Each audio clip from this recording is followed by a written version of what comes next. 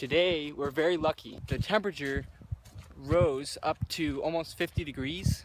We today need to put a grounding rod in to be able to ground the house because it hasn't been properly grounded, the whole electrical system.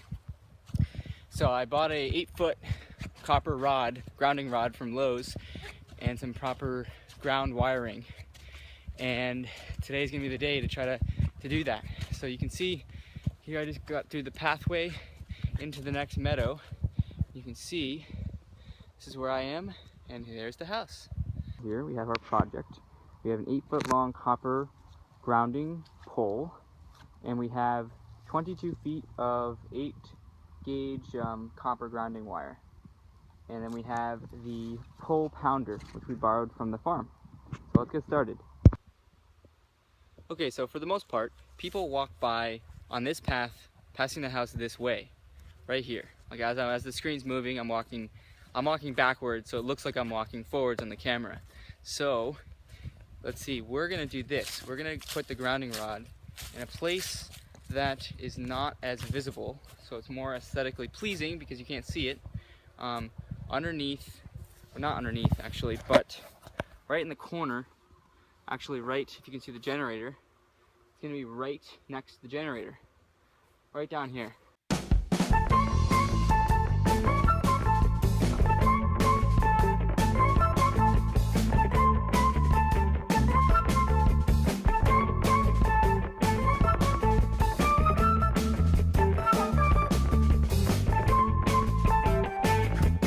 Last bit like this, here we go.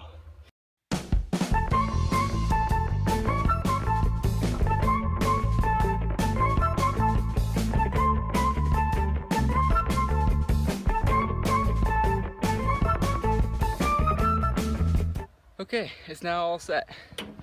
And as you can see, there it is. Okay, so here we are at the shed, and I'm about to connect the copper grounding wire to the smart battery charger. And the way I do that is I'm gonna actually bring the wire underneath the shelf here, push it up, and then there's this little terminal. There's the grounding terminal. You can see. I'm gonna just simply connect the wire to that. Okay, so here's an underneath view of what I'm about to do. So I'm taking the grounding rod, which I just brought underneath the shelf, and I'm just going to poke it through the grounding terminal. See how it poke out just a little bit up close of that side view. Okay, so I just cut the piece just long enough so that I think that it'll fit just right when we poke it into the grounding terminal. Right into there.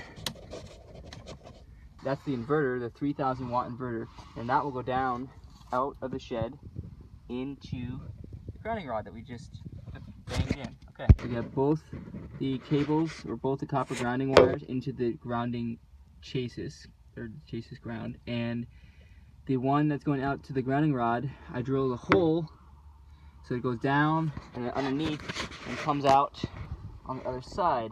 You can see right there. It goes all the way over to the grounding rod right there. That's what we decided the generator for now, until we build an enclosure, would be quieter if it were on the back side of the house. So now you can see we've grounded the cable right there. And it's going to go under the house and over to the grounding rod on the other side.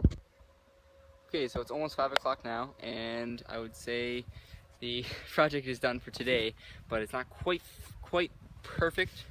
So the reason I've got a pair of pliers there is to make sure the grounding terminal the wires don't move at all. They're in there, and they're definitely connected to the pole, which is about 8 feet down in the ground.